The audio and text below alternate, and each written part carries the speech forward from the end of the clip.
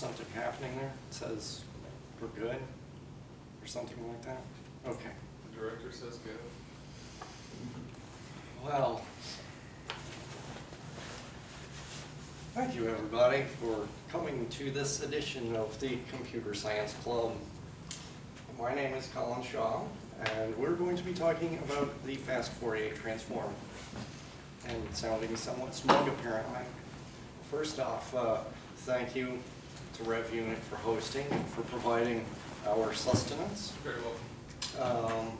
A little bit about kind of my perception of what this club is about. It's about having yet another local outlet aside from the data clubs and the language-specific clubs for people who have an interest in programming and computers and whatever, and demonstrating what you're interested in and just getting up and making a presentation. And some of the reasons, because it really makes you better. I love doing it actually. You have this little rush of anxiety, and you also learn the topic a lot more than you thought you knew it beforehand by trying to put together a cohesive presentation. Tyler's here. He's Hello. 10. He's interested. I think it's wonderful, and more young people should be here, and he's going to get prodded into doing like a mini presentation in the next, sometime soon, maybe like a 5-minute or something, on something that's interesting in programming or how you implement some sort of 5-minute kind of topic. So the general flow for this evening is a little bit of history, because Fourier transforms are actually significantly more rich in history than one might think. And then talk about the math part, and then look at some surprisingly simple and short code, and see what's going on with that for implementing a FFT in as few lines as possible. And previously I had tried doing some drawing on the board, but this goes against me because my handwriting is not very good. So we're going to try this kind of tracking along with the outline, because I got lazy and didn't make an actual presentation. So it's kind of vague, and if I miss track, I'm sorry. So the history element is really kind of interesting. You usually think, if you're talking about FFTs, as though it's something that's fairly modern, because we like computers and we like spectrum analyzers on our Winamp plugins and all this sort of thing, and think about it in terms of compressing images and so forth. But the actual history is enormously long, because Fourier transforms really are about harmonic analysis and periodic functions.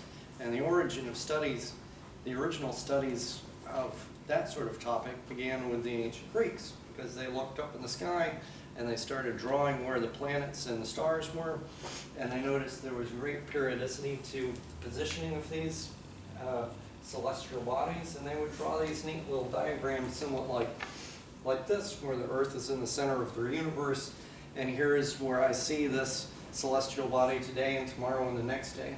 And so they learned very quickly that a lot of the things that they can observe around them were actually periodic events, and that they probably ought to learn something about how to describe these things. So for the longest time, from the ancient Greeks until about probably mid to late 1700s, people were doing this kind of mostly observatory investigation of the world around them. But in the late 1700s and into the early 1800s, you end up with people like Gauss, who were taking it a little bit further by developing more of a mathematical notion of what some of these things were. So actually, in 1805, Gauss published the same general algorithm for the FFT as we would use today, which is quite surprising since it's over 200 years ago.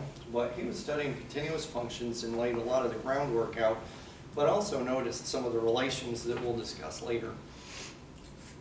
Fourier was studying heat distribution, and I mentioned Fourier because, of course, Fourier transforms have his name on it. And the reason they have his name on it is because he made an assertion that any continuous function is representable by a periodic series. So that usually is what lets your name stick on things. If you make some sort of bold assertion that something is true, whether or not you formally prove it, usually it has your name on it.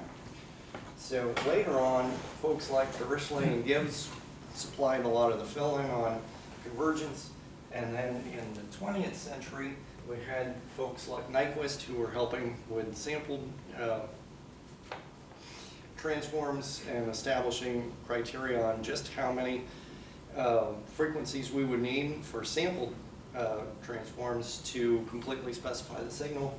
And then in 1965, we have Cooley and Tukey who technically rediscovered Gauss's early FFT, but that's usually who's attributed to it these days because their implementation was for digital computers. So, here's the reason why we do this instead of me writing on the board, because this would be problematic if it was me drawing it. So, some of the things we need to know are how, and this sort of parallels a little bit of the historical perspective. Back in the day of Gauss and so forth, you'd just be interested in how can I find what component, frequency component of a signal like a sine or a cosine signal I've got in my arbitrary continuous function f of x. And so the way you generally would do that is you would integrate it across the entire real line, and then you have a function parameterized by, say, omega, that would give you capital F of omega as the Fourier transform, and it tells you how much of that sine omega x is in your function. Same thing for cosine. So you're basically doing an integral over the reals of a product parameterized by omega and getting something out of it, and that's what the transform is. And if you are wanting to be explicit about what sine and cosine need to have as properties for this to make sense in the world, then these need to form an orthonormal basis set. And that just says that you have some selectivity. If you were doing that integral with two signs, one is the one that you're looking for, one is the one that you're testing against. If the frequency is the same, you want it to report that thing, you want it to be non-zero, to show that there was something there. And if they're different, you want it to show that there was nothing there. So that it either matches the frequency or it doesn't match the frequency. Same thing with the cosines. And also, since we're sort of quietly suggesting that there's sine and cosine going into these transforms, you want the product of sine and cosine to obey the same thing. So basically, you're just saying I can discriminate sine of a frequency versus sine of another frequency pretty much perfectly, because if it's exactly the same frequency, I get a non-zero out of it, some constant. And if they are a dissimilar frequency, I get zero out of it. Do you entertain questions during the presentation? Of course. I'm just kind of interested in, it may be a stupid question, but, so you're talking about an exact match, right, in terms of frequencies here, in terms of what you have up there? So is there like an overlay of some sort of fuzzy logic where there is some sort of membership function where you get close? And so if I'm say trying to use this in a sort of a messy world, I probably will never get an exact match, but I might want to get close, but I need to know some sort of measurement of what close means in this area. For the continuous case over all the reals, then it does turn into a limit, which will limit towards having a zero or a non-zero. But we'll see also in the little example code stuff, if you're doing a sample transform, the real world is not going to give you some frequency that exactly matches in the period or the bounds that you have for your samples, and you do have spillover. So instead of having a sort of impulse response type function where when the frequencies are equal it gives you something, and when they're not you have zero, you'll have more of a distribution around the frequency that you were testing for. And we'll see a little bit more of that. But anytime you have the sampling, you have that trouble because you have nothing that's exact. But what I'm looking at is not necessarily a probabilistic kind of concept, but rather, a membership kind of being close to something, but not necessarily probabilistic that if you do it a gajillion times, you get this frequency distribution. You do. You'll have something where you could infer what the frequency was, at least, or have an estimate of it anyway. And I wasn't really meaning that it had some distribution, but there is a spillover of the frequencies that look somewhat like a normal-ish. Generally, you would always see, rather than writing things in sine and cosine, and we'll see a lot more why this might be later, but you usually use complex exponential form instead. So instead of having, say, an integral of f of x times sine x, you would use e to the negative 2 pi I omega x. And this is showing the identity there. Really, if you break out the identity for the complex exponential, you get the second line. And then if you do an identity for the argument, sine and cosine, you kind of find that you're doing two things all at once, which is handy for computers also, because generally speaking, exponentiation and sine and cosine are approximately, anymore, they're about the same computational cost. There's also an inverse, which is kind of remarkable, the whole Fourier series, or Fourier analysis thing, because the inverse is really easy. You do the exact same procedure, except you use a negative version of the exponent for the complex exponent. And that gives you the inverse. There's an awful lot of fuss, I guess, over scaling between, if you take one, like a forward transform, and then you go to an inverse transform, what you would do with some scaling coefficients. But we're not going to worry about that for these continuous cases. So what Fourier was interested in was, he said most real-world problems are not over all the reals. And over all the reals, it's also sort of challenging because you're going to have to do limits on each side when you're evaluating it. So let's just try it on a square. He was really worrying about heat distribution on rectangular or square plates. So he decided, since the regular old school full real thing was symmetric, he would do a symmetric integral too, except from negative t over 2 to t over 2, so you have a width of t. And the same form applies, except you have a scaling factor of t in the exponent. And then you do exactly the same thing with the inverse, except you actually have the right derivative whenever you're editing your presentation.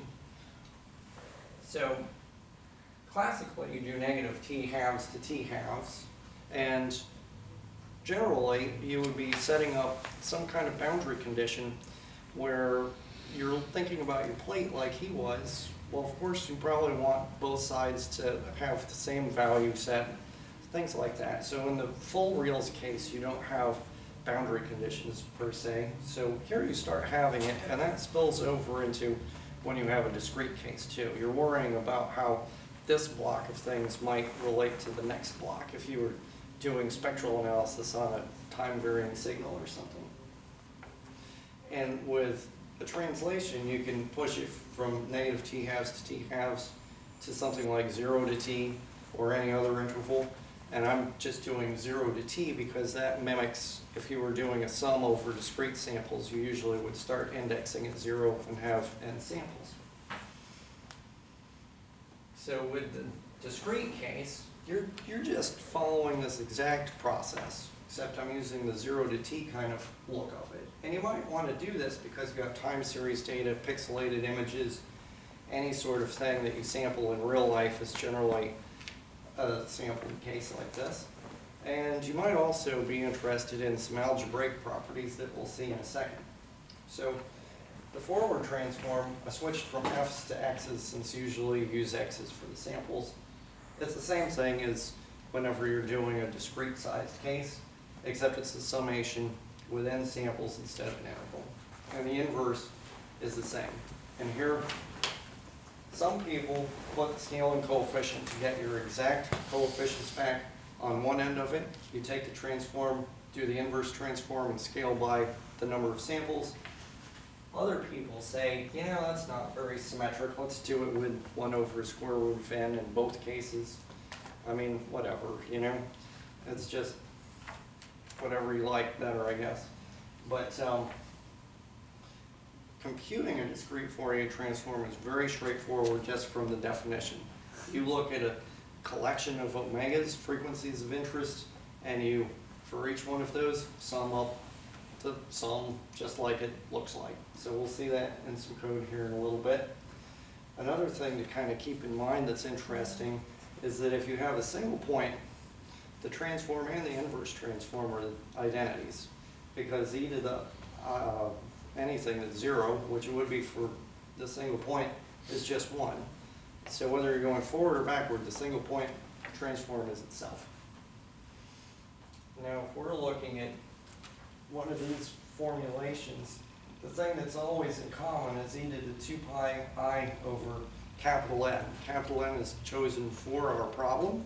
If we're doing an 8-point FFT, N is 8, it's always 8. So we really just have this guy called omega raised to a power having to do with what frequency and which sample. And for any given choice of the size of problem for n, it's just a constant. It's just a complex number, which is why people were interested in the algebra of this thing, because now you could represent that entire computation for a DFT as a matrix multiplication, where you have a matrix that turns out just to be powers of one number that depends on the size of your problem. And if you want to transform, you just take this matrix and multiply it by the vector for your input, and you get the result. So if you pick some power size of the problem, say 8 in this case, and you were to write out what all of these are, you would come up with something like this.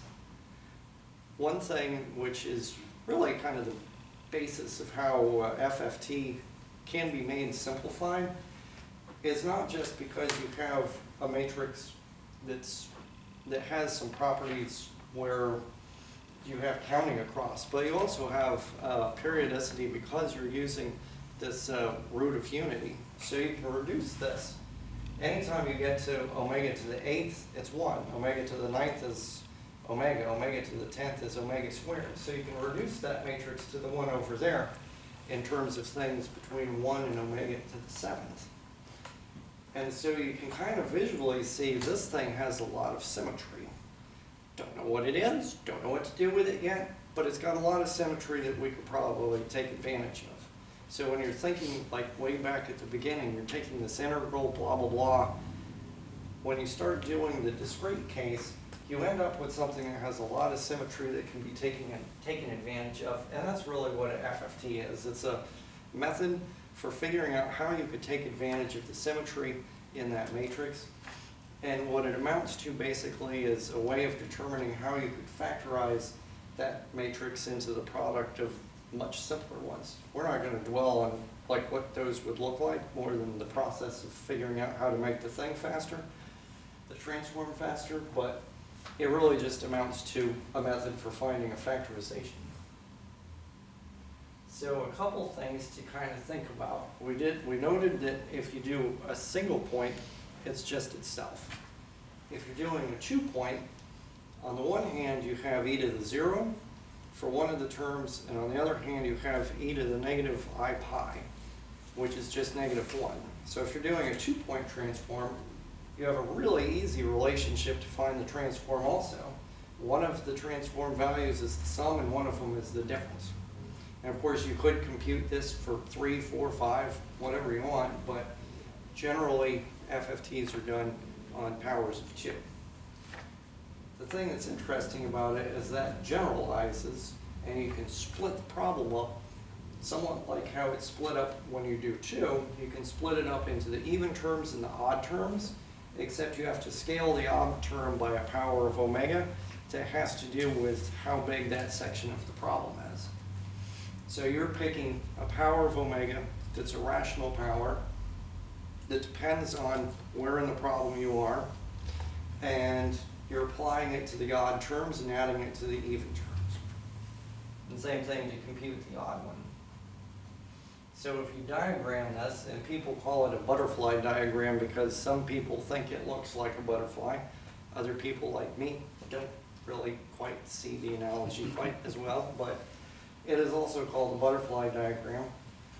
Basically what you can do is you can break your signal up into the even terms and the odd terms, and it just gives you a method of computing what the actual transform would be. But you're breaking it into even terms, which you could then do, take this half size thing and repeat the process on it. Break it into 2 halves and break it into 2 halves. And so if you draw it a little bit larger, what you're doing is you're making a way where you're splitting your problem into even and odds. Each subproblem gets split into even and odds. Each subproblem is split into even and odds until you get to the point where you have the transform that's just the identity. So you're taking something which looked like it had tons of multiplication, and you're turning it into something where you're flipping the position of things and multiplying them in clever ways, and you end up with a problem that's actually much simpler. So if you were wanting to see what size the problem is, the DFT is a big O of n squared because you're computing all n squared multiplications. But the FFT is doing that computation. Here's the size of the problem, but each time you're doing half of it, so you end up with a big O of n log n problem, which is substantially faster. And it's also kind of like a textbook looking case for recursion. So, ooh, we have to switch over. And I need to make this start again, which it might not. So now's probably a good time while this is starting up if there is a question about that process. If you were wanting to look for what the factorization for that matrix would be, you're basically finding a roughly singular matrix that has these coefficients in it. Instead of the one that has the crazy, I know there's some symmetry, but I don't know what it is, you're ending up with the product of log n little matrices that are roughly singular. The funny thing is, you kind of look at Fourier transforms as something that would be really hard to implement, but the crazy thing is they're really stupid easy to implement. So that's really what we're going to look at in a moment when that has decided it's going to turn on. So on the one hand, doing a DFT is very prescriptive and generally very procedural. And if you were of the old school, you would probably have written it in Fortran or something. And we're not going to do that. But I did try to write that code so it looks somewhat procedural, since generally that operation is pretty procedural. And the general plan for looking at this code is look at a DFT, look at an FFT, kind of play with this little program where it shows it in action, and then look at some running time to see, just kind of validate to ourselves that n log n is a significant improvement over n squared. Oh, that would have been kind of handy to have that. Oh, we could use this browser thing instead. So, if you were going to implement the DFT,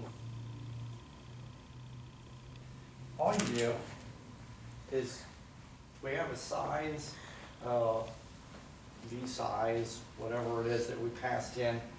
So we're going to do a loop that goes from 0 to that size, and we're going to do that for omegas because that's the frequencies we want. And inside each one of these, we're going to go 0 to that size because we'd like to count up for every one of the samples. And we're just going to compute a sum of whatever that sample is times evaluating what the omega power would be. So roots.get just gives you the value of omega to the power. And find the sum, shove it into a return array, and then go on to the next one. And so for the computational complexity, you've got n things happening n times for a product, so it's big O of n. The funny thing to note is it's actually very, very cheap in terms of memory. It's a big O of n problem for memory. And you think, that's really pretty slick and easy. The FFT's got to be more complicated, but it's actually less lines if you really want to do a quick FFT. You have some data coming in. If you're of size 1, you just return the thing because it's the identity. And then it's kind of written maybe more cleverly than obvious doing it this way, but the evens, you take 0 to the size, steps of 2, so you're getting the evens, and then you're doing a computation based on the evens. The easiest way to do the putting it back together, stitching it together arithmetic, so you take the evens, make a copy, take the odds, make a copy, and then the indexes go across everything. If you're doing this like not in a recursive manner, usually people don't do that because it's sort of space and time wasteful to duplicate the evens and odds, and you end up with some real messy arithmetic pointing at who you're multiplying with each other in order to get the answer. But if you want to do a very quick and dirty FFT, you can do it in apparently 4 lines. Now the FFT itself, time complexity wise, is big O of n squared because you're doing n operations log n times. If you're running that in a recursive fashion, the spatial complexity is also n log n. And if you're really wanting to come up with an optimized method for doing it, you end up with big O of n. Because if you want to play around with an iterative process that directly indexes the points rather than just, oh, let's copy them and move on with life, you can save some memory by doing it that way. So anytime you ever see something that's implemented, like probably something like an MP3 player or anything like that that uses any of these kind of processes, they would be using an implementation that's very optimized for spacing and complexity. It's only in a presentation like this where you want to show it in 4 lines that you'd ever do the recursive style. Some things that are observations, FFTs really amount to prime decomposition of however many samples you have. There is no real magic to power of 2 FFTs. The reason that they are by far the most dominant is it's much easier to compute. It's much simpler to compute, and caches on processors are also powers of 2.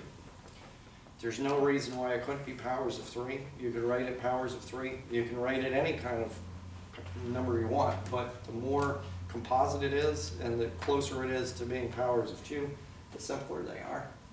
DFT is also always your worst case computation. A lot of things, if they're wanting to support arbitrary sizes, it will do an FFT type procedure and then do a DFT whenever it doesn't know how to do an efficient FFT. Iteration is always the better choice rather than recursion because of saving the memory. I suppose you could also run out of stack space if you had an absurdly large one for the recursive process.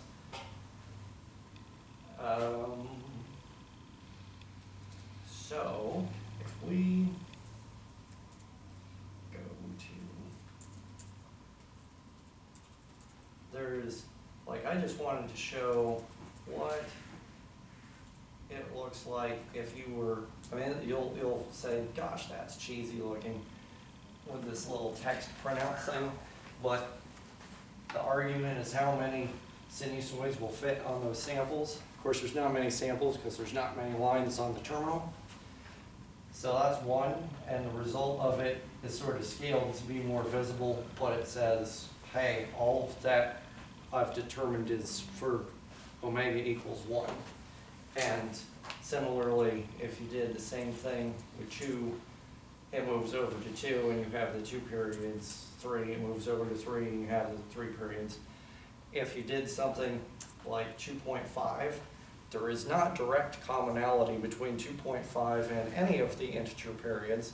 So what generally happens is it'll detect there is a little bit of commonality with 1, a little bit of commonality with 2, and if you were really wanting to find what it was, you would probably curve fit these, and the peak of the curve fitting would be at approximately 2.5.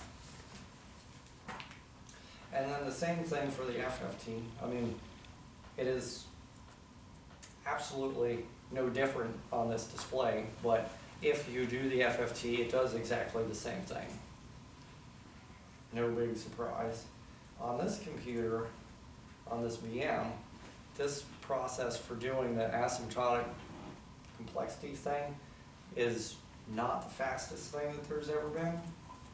So we should probably do a question or two while it's running. But what this code was doing was, it's generating one period of a sine on different number of samples, computing a DFT, baselining it against the smallest one, and showing us how long I would expect it to take based on an n-squared kind of algorithm and how long we got. And it actually takes like 2 minutes to run on this VM, which is my bad. But it tracks very well. And there's similarly one for the FFT, and it tracks, they're all within about 10% of what you would expect. And the funny thing is, really the take home is analog n problems are way better than n squared problems. So on this, we'll cut to the chase when it gets done. Like a 2,000 point FFT takes like a minute and a half, whereas a 65,000 point FFT takes like 10 seconds. I mean, it's no big surprise. Anytime you have a speed up like that, it's profound, but I think it's worth pointing out, you know, you're thinking about solving a problem in real life, and you're worrying about whether you're a 2 gigahertz box or a 3.5 gigahertz box, and the more important thing is if you're solving the problem right. So aside from this finishing up, which it will here shortly, that was all that I was going to preach about.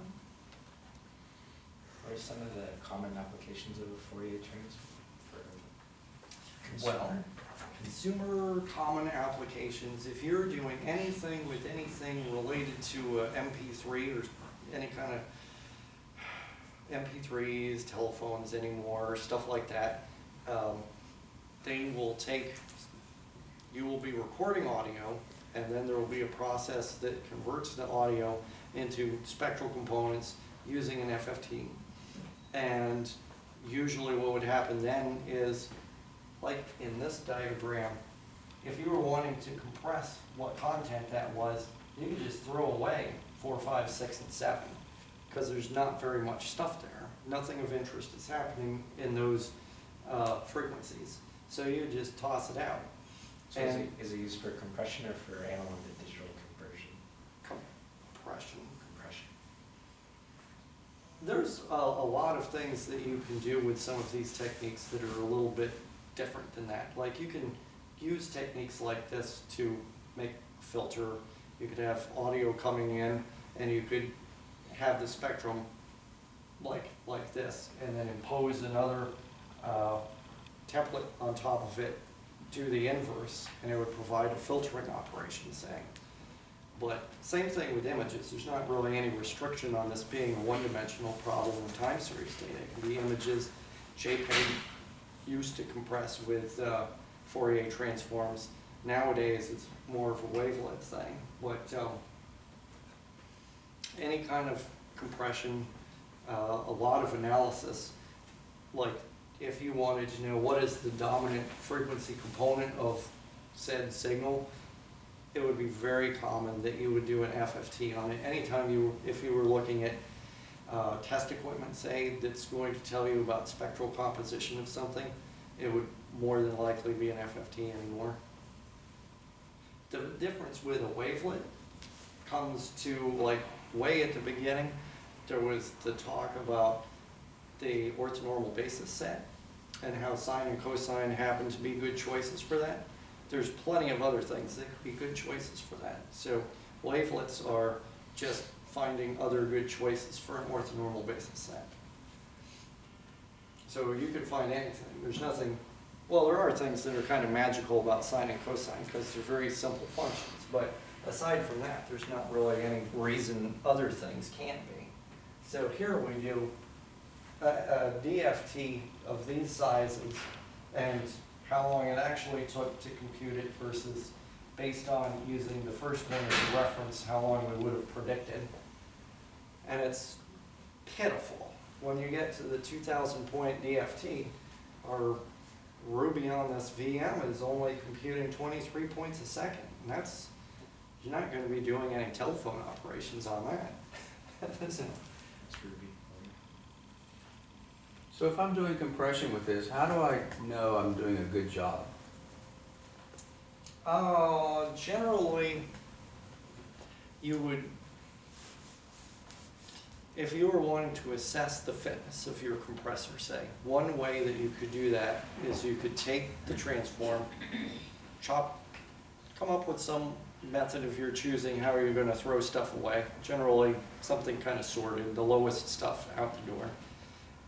Do the inverse transform and see how similar the signals would be. Could I do this on a real-time basis, so it sort of genetically engineers?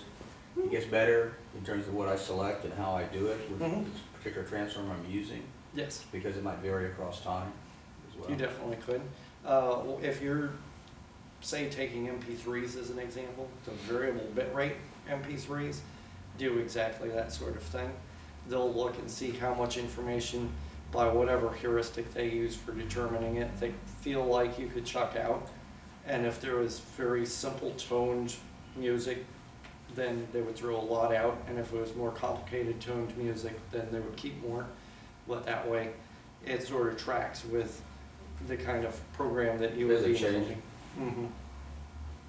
Mhm. Is there any advantage to using a functional language in doing this than a procedural-based language? Like OCaml or F#, something like that? I think it depends on your perspective. Implementation-wise, it's probably easier in a language where you would naturally choose recursion, but performance-wise, it's probably more conventional and probably advisable to go with more of a procedural iterative process because of the memory saving. It's funny that you toss in the OCaml or F# thing. I'm sure that would compile to be nice and fast either direction, but you would be losing some memory if you were doing it recursively. It becomes less of a problem if you're doing parallel processing distributed. That's true, but I think for the most part, probably the governing thing that drives people in one direction or the other would be, I wouldn't say most applications are on low power small devices, but a great deal of applications at least might target. Somebody who's maintaining a FFT library knows that some of their customers would be targeting small devices, and power consumption and memory use are going to be very critical. So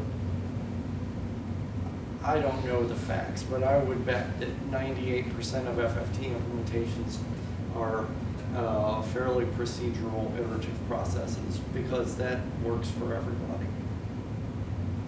That would be my hypothesis.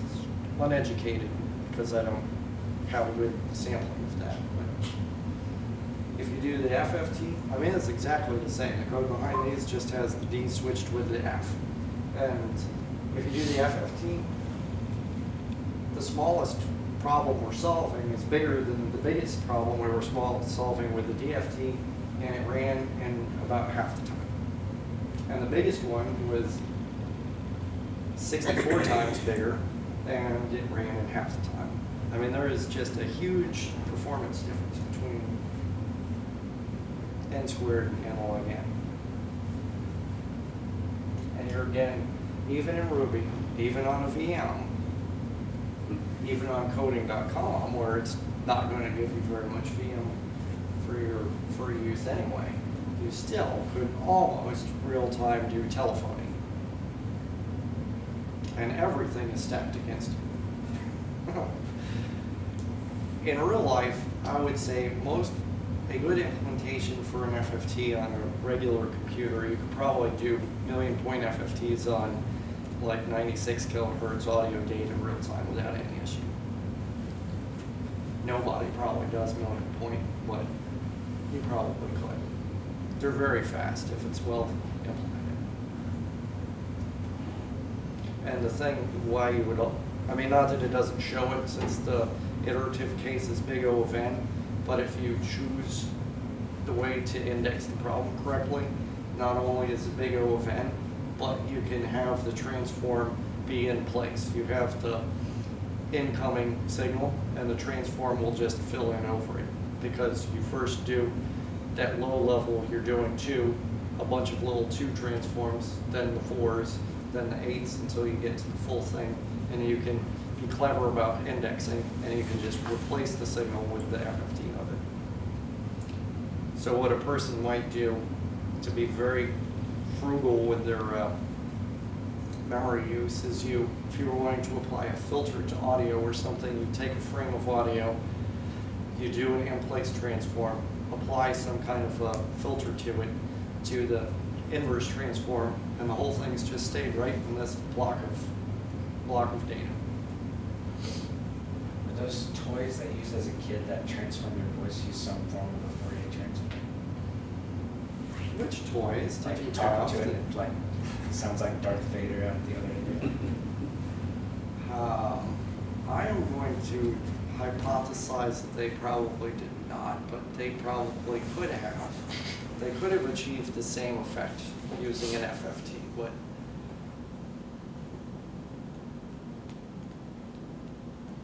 I don't have enough experience with this type of device to know. Never had one of those things? Talk to you. Sound like a robot on it?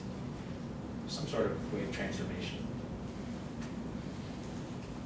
I wish I had a good audio demo or something like that. Those are always fairly gratifying. I mean, you know, it's a step up over the asterisk output thing, but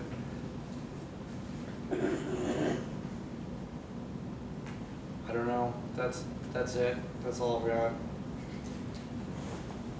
So this is commonly used on digital signals. What did the original people use it for in terms of celestial bodies?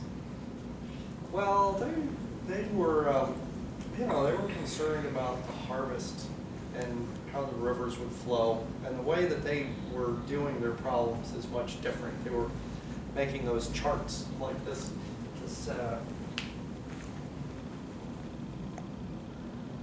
They were the ones who first were interested in this and noticed that these are periodic functions and that there was something useful to know as a human species about periodic functions. I don't know, I can't read the text, but if you were to suppose for a moment that this curve was the sun or something, it would be a means of predicting or helping predict when you would have droughts and when you would not have droughts, and how the seasons would come and how the buffalo would roam and all that sort of stuff. So their interests were fairly humane, in that they were more interested in predicting whether we need to store more nuts this year or whatever, or if next year is more likely to have good rains and so forth. They weren't really, doing butterfly diagrams and stuff, but they did know that there was a periodic nature to things, and they were studying them. And I wouldn't like to speculate, but I would suspect that the history of the Fourier transform is probably one of the longest ones, because that's one of the earliest things people were doing, is looking at periodic functions. That and, things about how to maybe get better deals trading sheep and stuff.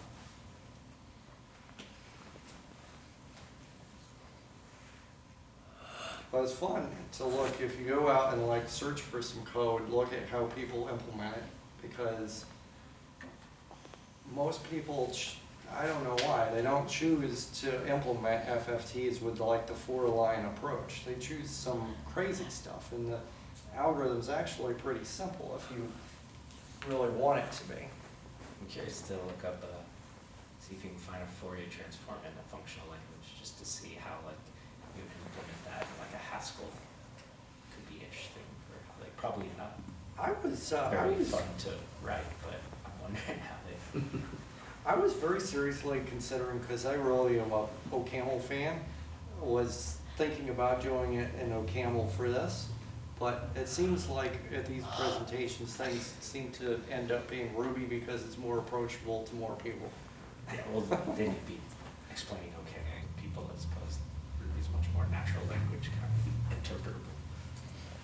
I would think, I mean, your real problems are writing some function that computes omega powers, but no big whoop on that. And a lot of options like memoization to help with speeding it up potentially, although I don't think this probably is a huge candidate because sine and cosine are fast anyway. And then the recursion, I would think, would be very similar.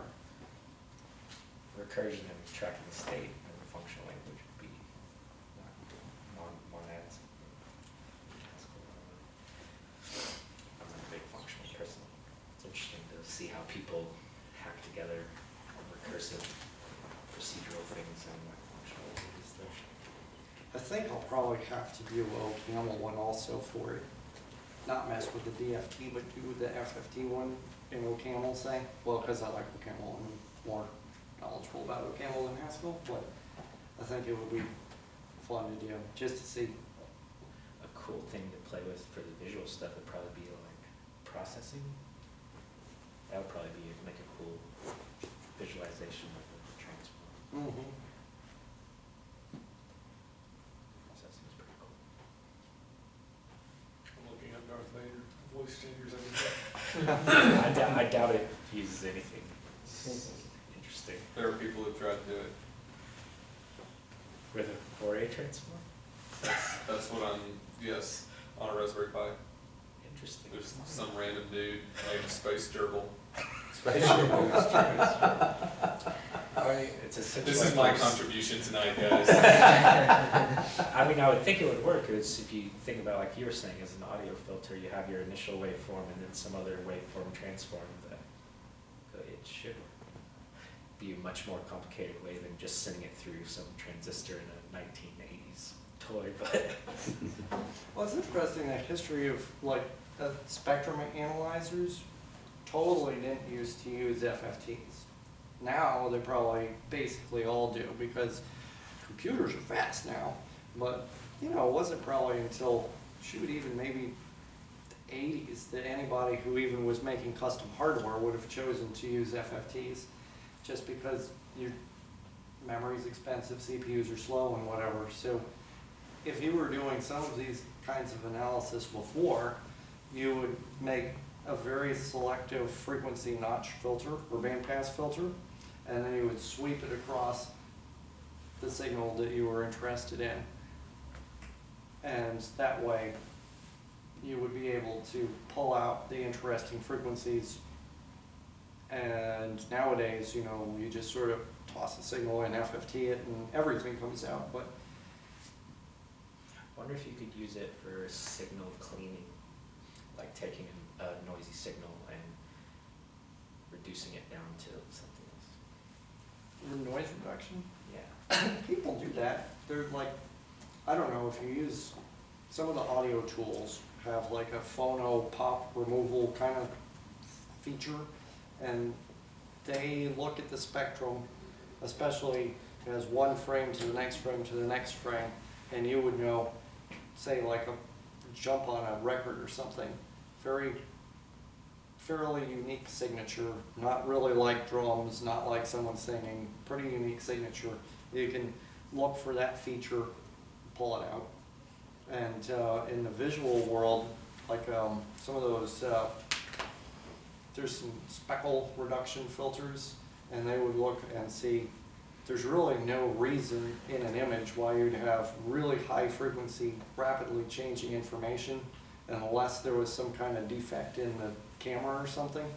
And so you can determine what kind of features you are not really realistic or relevant. And for most applications, it probably works. Of course, there's some where that feature was legit, but there's an awful lot of things that you can do by filtering in the spectrum. You do use that in stock markets. Yes, I'm sure Filter the people noise do. out of that. There's Do probably- day trading There's based probably on it. some periodic Do day continuous trading functions based in on the it. stock market. I would imagine that it is an actively practiced I'm trade. sure it is. That was the Somebody origin did of it. VetaRank, right? Yeah. Kind of, Not that exactly, right? predicting stock prices given signals in social data.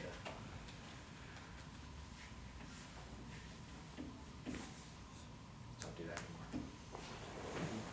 Thank you, everybody, for coming. Thank you. Appreciate it. I'm always interested how we use things today that someone made like 300, 400 years ago. I went to the Computer History Museum in Palo Alto. They had this Babbage computation machine. It was this giant thing with thousands of gears, and it'll